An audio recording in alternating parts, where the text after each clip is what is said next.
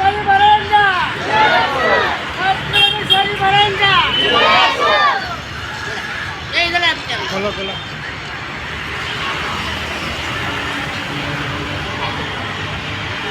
आज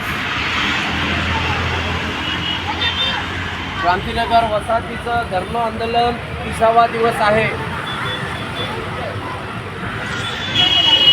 13वा 30वा ही आपल्या देशाची परंपरा आहे. त्यापेक्षाही भीषण अशी अवस्था क्रांतीनगर वसाहतीची आहे. ही वसाहत उजाडून आज 5 महिने झाले आणि भारत देश स्वातंत्र्य होऊन प्रजासत्ताक होऊन 75 वर्ष झाली. अद्यापही सर्वसामान्य गरीब शोषित पीडित वंचितांना या देशात न्याय मिळवणं कठीण जात आहे. न्यायामध्ये करण्यात आलेली असमानता आज आपल्यासमोर क्रांतीनगरच्या माध्यमातून दिसत आहे. प्रजासत्ताक दिन असताना आज आम्ही या शासनाचं आणि ठाणे महानगरपालिकेचं लक्ष वेधण्यासाठी, ठाणे शहरातील तमाम जनतेचं लक्ष वेधण्यासाठी, क्रांतीनगरला न्याय मिळावा म्हणून आम्ही ठाणे महानगरपालिकेवरती घेरावा करण्यासाठी जात आहोत. आणि त्यासाठी आम्ही क्रांतीनगर, पाचपागाडी, ठाणे महानगरपालिका मुख्य कार्यालय अशा पद्धतीने पदयात्रा नेत आहोत. आज भारताला स्वातंत्र्य होऊन 75 वर्ष झाली. बाबासाहेब आंबेडकरांनी भारत देशाला संविधान दिलं. सर्व जाती धर्माला एकत्र घेऊन या देशात असलेल्या 2600 जाती, या देशात असलेल्या 26,000 भाषा, या सर्वांना एकत्र करून या देशातील टाटा बिर्लापासून ते तो वंचित शोषित पीडित मजुरापर्यंत समान न्याय देण्यासाठी या भारताचं संविधान निर्माण झालं. आणि या संविधानाच्या अंमलबजावणीला 75 वर्ष होऊन गेली. आणि आम्ही या देशाचं हे संविधान उत्कृष्टपणे उत्तम नेतृत्व करत आहे. आणि अशी परिस्थिती असताना आपल्याला 15 ऑगस्टला भारत स्वातंत्र्य झाला.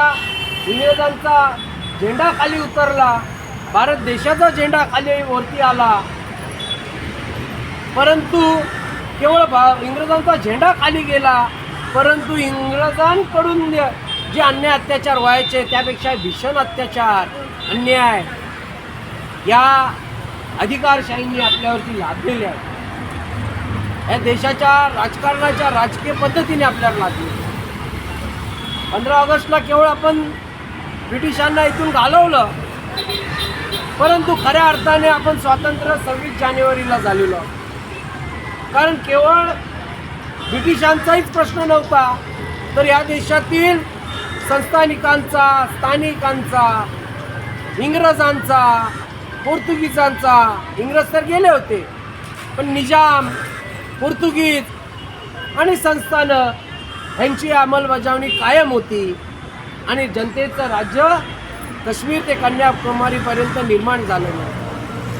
बाबासाहेब आंबेडकरांनी इथली निजामशाही संपवली, इथली संस्थानशाही संपवली, इथली राजेशाही संपवली आणि लोकशाहीचा हा देश लोकाभिमुख केला आणि प्रत्येक प्रजासत्ताक केला.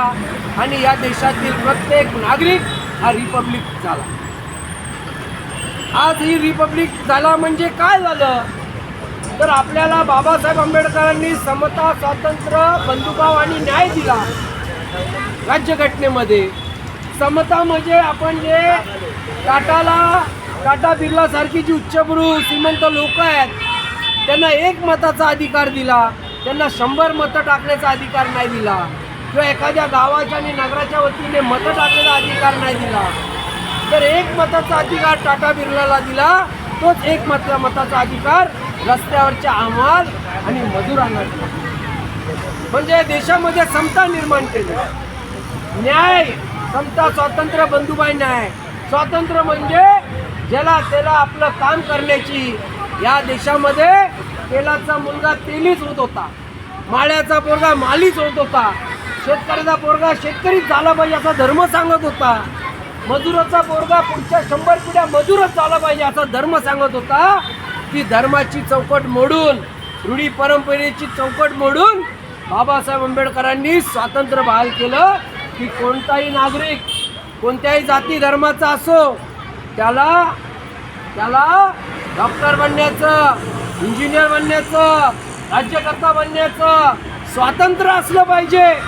अशा स्वरूपाचं स्वातंत्र्य राज्यघटनेमध्ये बाबासाहेब आंबेडकरांनी आपल्याला दिलं. बंधुत्व, आपण एकमेकांशी घरामध्ये जसे भावासारखे राहतो तसे भारतीय नागरिक म्हणून आपण कुठल्याही जाती धर्माचा असो त्याला आपला बंधू मानला पाहिजे.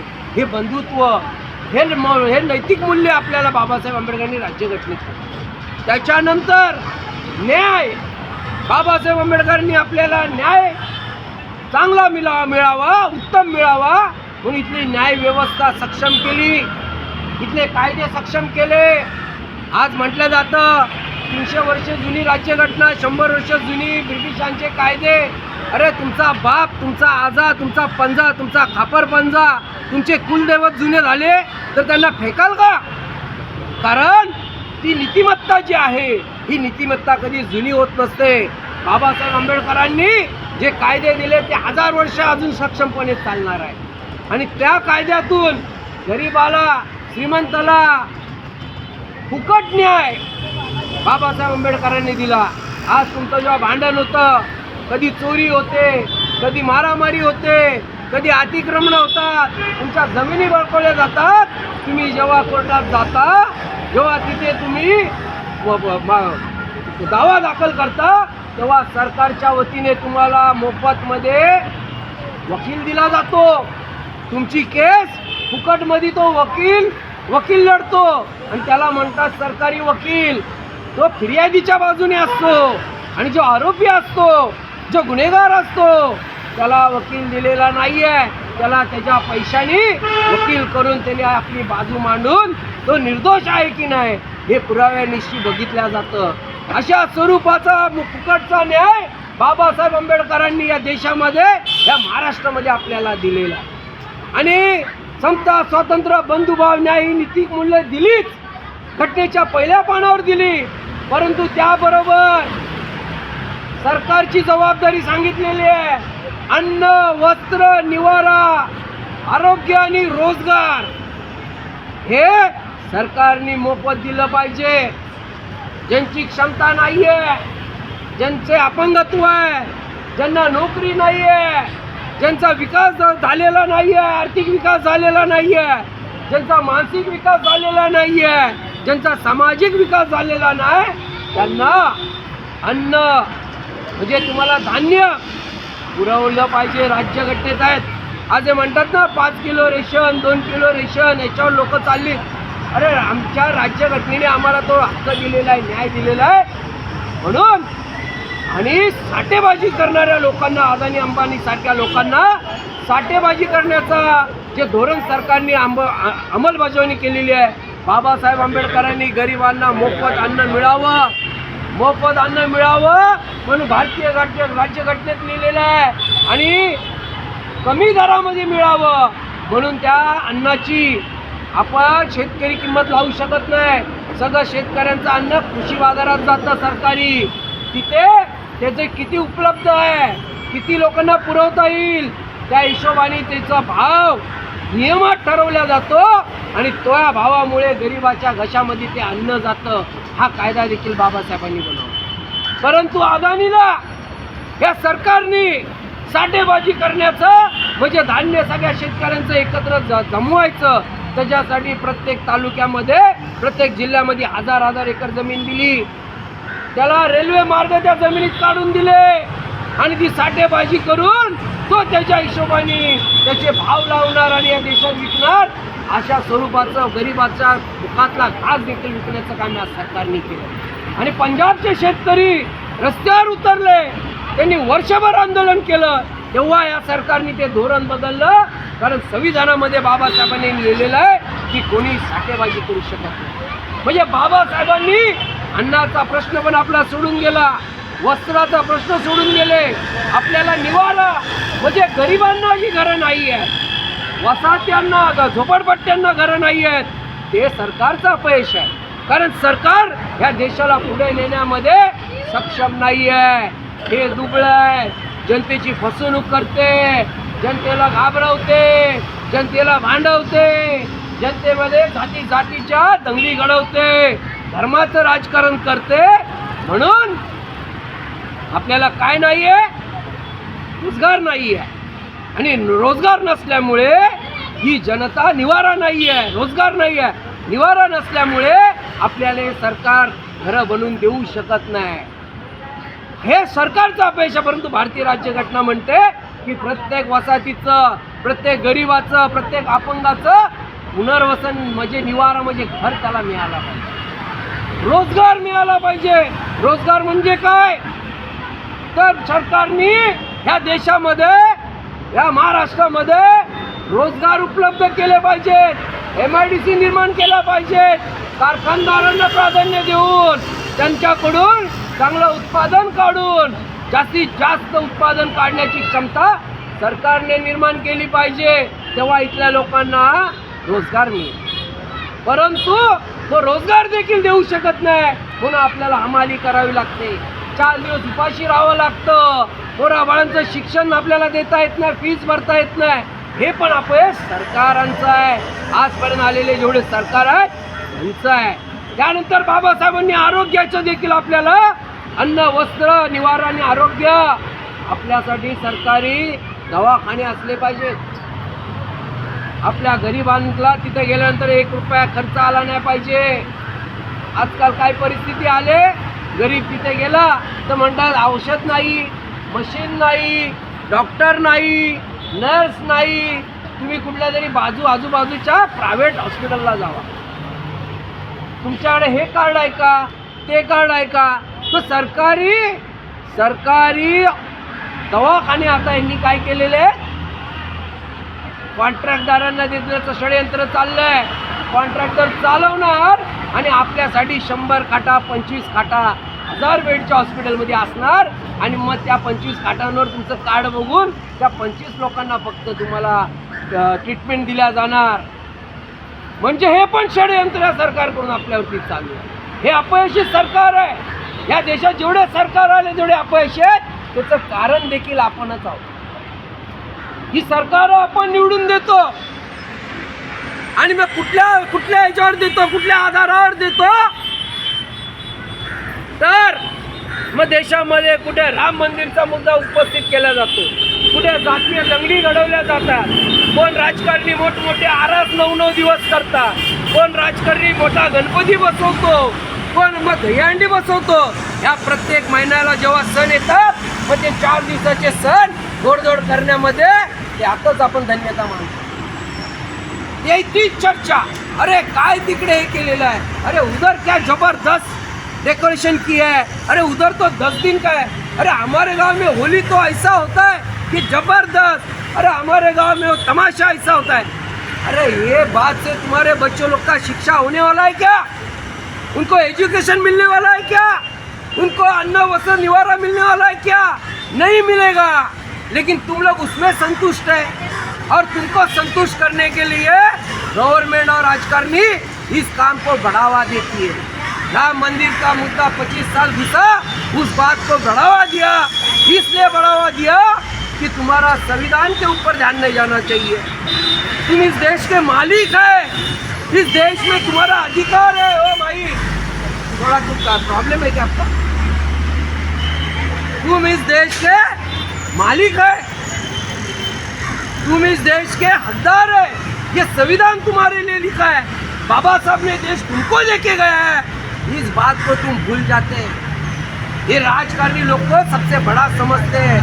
पंतप्रधान बड़ा, मुख्यमंत्री बड़ा, नगर सेवक बड़ा, कोई व्हाइट कपड़ा पहन के आए वो बड़ा, और उसमें संतुष्ट रहते हैं लेकिन तुम इस देश में ये सब हमारे नौकर है। ये सब अपने नौकर है। ये सब संविधान हमारे में बाबा साहब ने अपने है। को बाबा साहब ने अपने को यह हक अधिकार दिया, ये अपन भूल गए, इसलिए आज अधिकारशाही बढ़ गया। आज अपने अच्छे घर जो गवर्नमेंट ने नहीं दिए थे, वो हमने हमारे मेहनत से बनाए थे, एक एक बीट लगा के, वो भी चला गया। ये परिस्थिति क्यों हुआ है? क्योंकि अपन बाबा साहब के विचारों को अभी तक स्वीकार नहीं किया है। छत्रपति शिवाजी महाराज का स्वराज्य गरीबों के लिए था। अपनी सल्तनत स्वराज्य इस देश के गरीब दुबले कुचले सभी जाति धर्म के लोगों के लिए था। लेकिन शिवाजी महाराज के स्वराज्य को मराठा साम्राज्य नाम देता था। लेकिन ये राजकारणी कुछ उच्च वर्णीय संस्था है जिनको यहाँ राज करना है, यहाँ इधर लूटबाट के खाना है, फिर यहाँ का बनियार रहने दो और कोई भजी रहने दो। जिनको लूटने को मिल रहा है, जिनको व्यापार करने को मिल रहा है, फिर वो बोलता है नहीं हिंदवी स्वराज्य था, हिंदू लोग का स्वराज्य था। कोई हिंदू लोग का स्वराज्य नहीं था।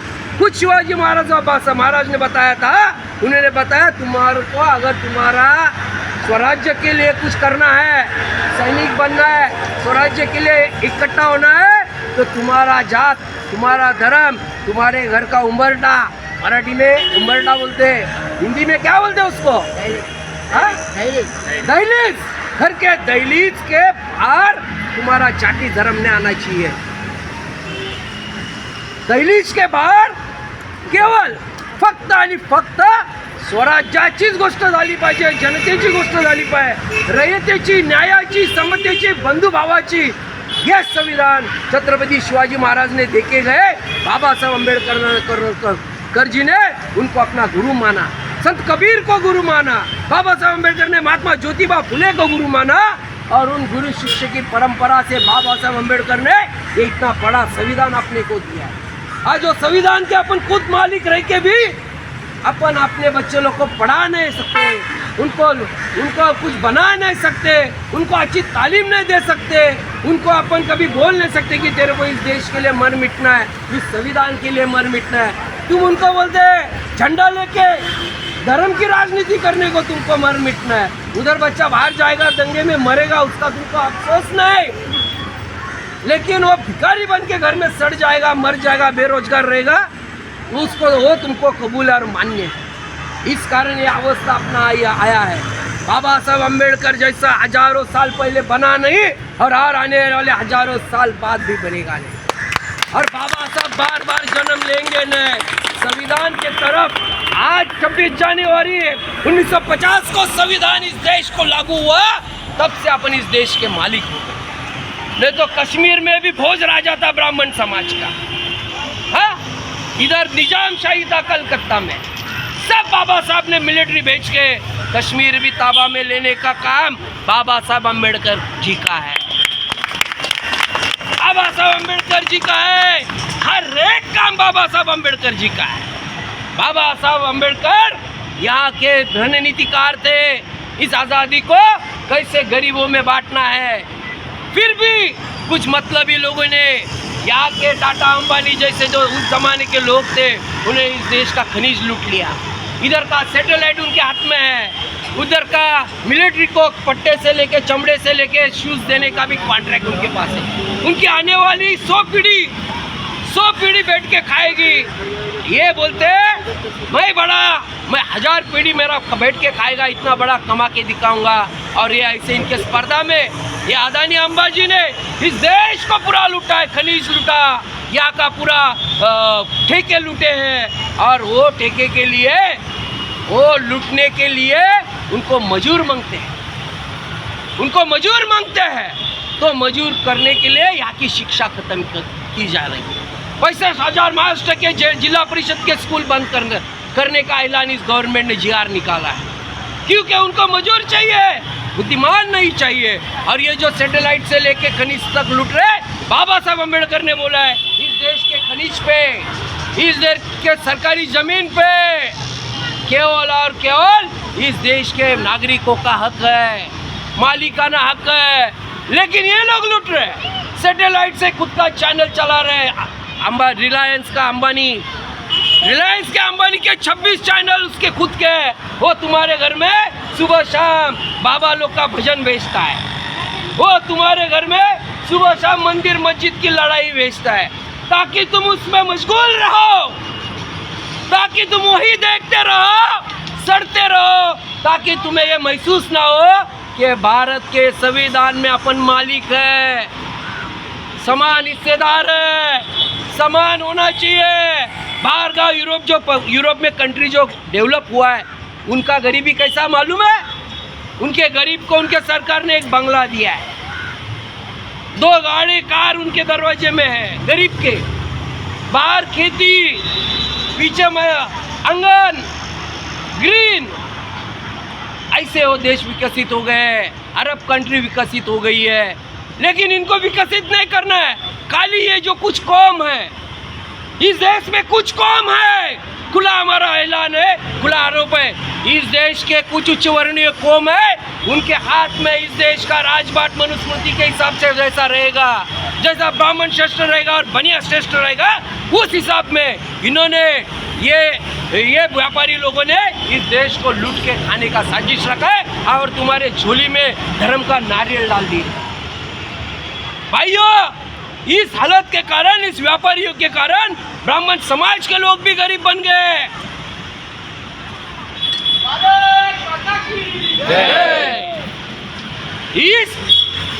इन लोग के राजनीति के कारण गरीब ब्राह्मण लोग भी बन गए, ठाकुर भी बन गए, और खाली ये लोग लूट रहे, खाली लूट रहे। इसीलिए जागरूक होना पड़ेगा। तुमको दिखता है पंतप्रधान बड़ा मोदी दिख रहा है, तुमको कौन दिख रहा है? अरे योगी दिख रहा है। कुछ नहीं है, ये इनके खिलौने हैं, ये इनके खिलौने हैं, क्योंकि इनको राजबाट लूटना है, देश पे सत्ता करना है। मिलिट्री से लेके ठेके सब इनके हाथ में, सैटेलाइट के, ऑयल के, सब इनके हाथ में, उसको बरकरार रखना है सालों साल। तो ये कठपुतली तुम्हारे सामने नचा रहे उनके चैनल पे, चिकने बना के, मेकअप करके, अलग अलग स्टाइल में वो लोग फिर टीवी पे आते हैं, भाषण करते।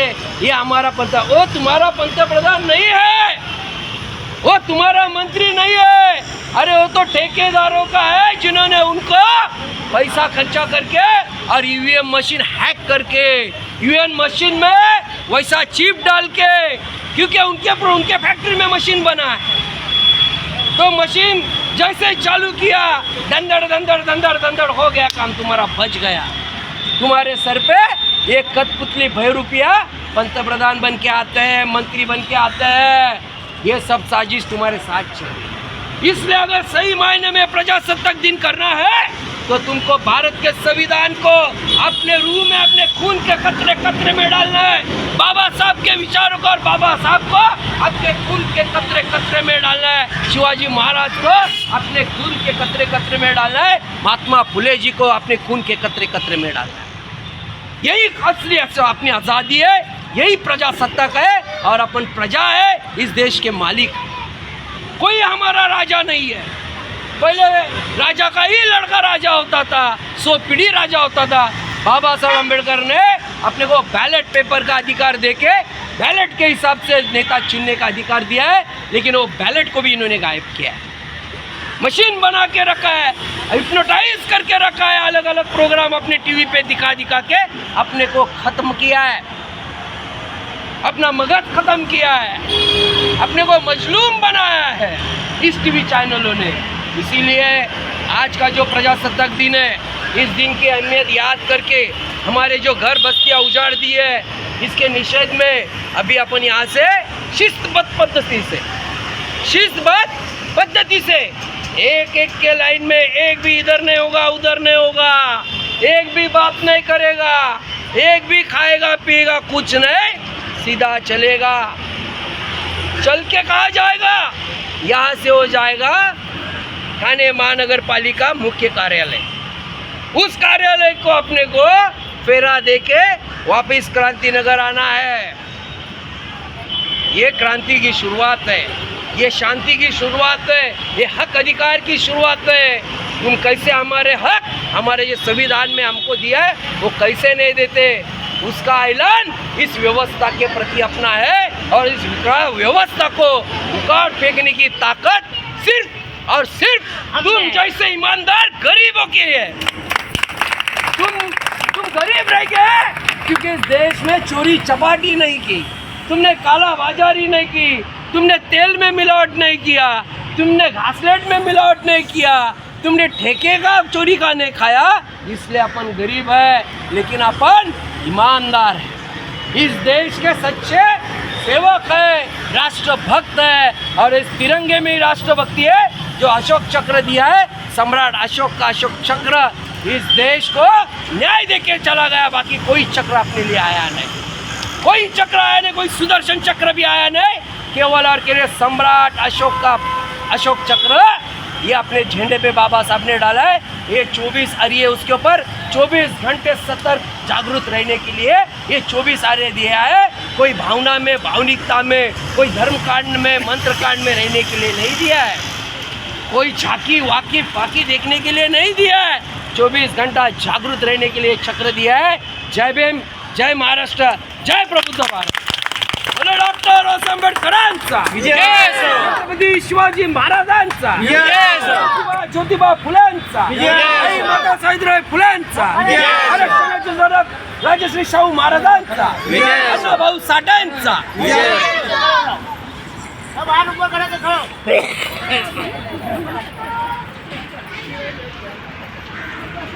बोलो भारत माता की जय, भारत माता की जय, वंदे वंदे मातरम. बोलो